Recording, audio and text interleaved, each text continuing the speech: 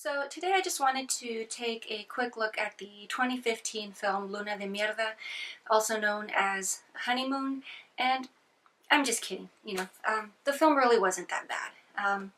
Not necessarily a great film, uh, but yeah, Luna de Miel really wasn't too bad a movie.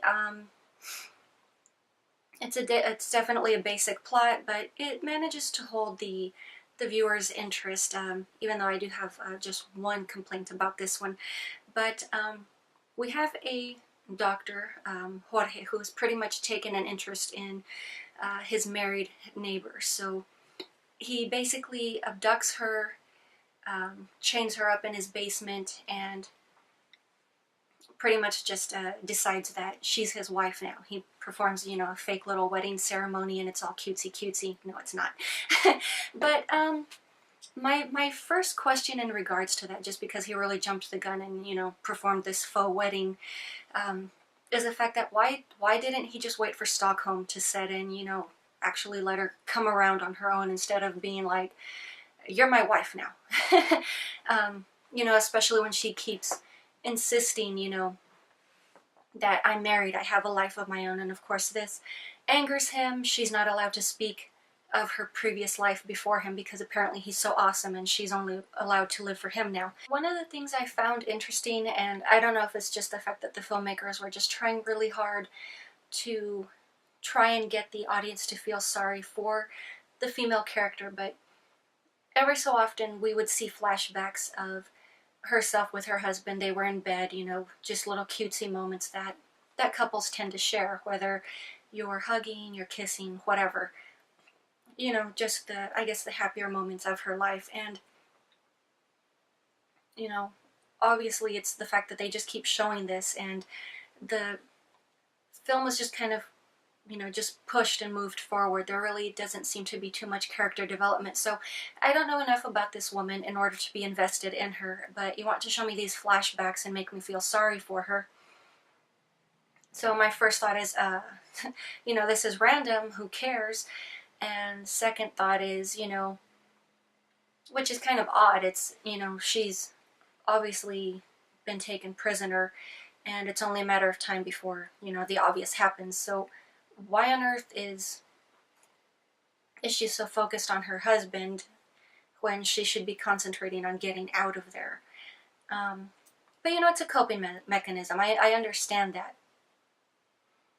But I just feel that, they could have used different flashback memories instead of just consistently showing her in bed with her husband. And honestly, the actor who played her husband wasn't really that great looking, so I was just kind of like, whatever. But then again, everybody else in the film was kind of, they weren't models or anything, but no one's perfect. So of course, several things in this film, which of course would touch on how psychotic the Jorge character is I found it interesting because, when she's not tied to a wheelchair or tied to a bed, she's constantly being reprimanded. She's expected to fly straight or manage herself in a certain way, so she can't do certain things. So I very much got the impression that she's being treated more as a prized pet rather than an object that he's obsessed with, especially the fact that he's made it known that he's very interested in her genetic stock and plans to breed with her, even though obviously she's not interested. But luckily he's decent enough to rape her while she's asleep. Unfortunately, the sod forgot to clean up after himself, so the poor girl pretty much just has to marinate in that mess. Also, in just a very predictable turn of events, we do find out that the husband and Jorge actually knew each other. Apparently, he hired the doctor character to murder his wife because he wants to collect her insurance money. So, that's not really too original a plot, and, things like that do happen. I am aware of that, but I just really wasn't too impressed with how that really turned out, especially because, this woman really was totally hung up on her husband. Interestingly enough, according to the director, Diego Cohen, the actress playing the victim, Paulina Ahmed, she actually opted to remain tied up in between shots because she wanted to get into the frame of mind of the character. So, you know, definitely, you know, she's within her rights to do that, but I really wouldn't want to be tied up for that long, you know.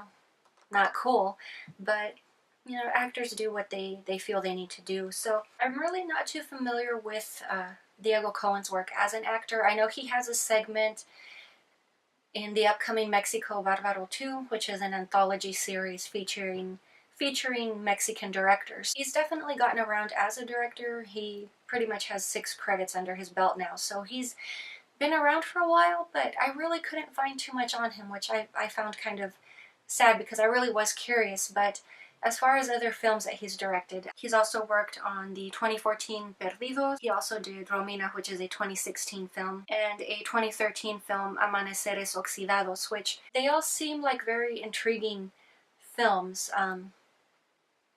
So, you know, I'll definitely look them up. Maybe it was just I started with maybe not the best film for this director, you know, but I'll definitely give him another shot. But that is pretty much all I have for you guys today, and I will talk to you later.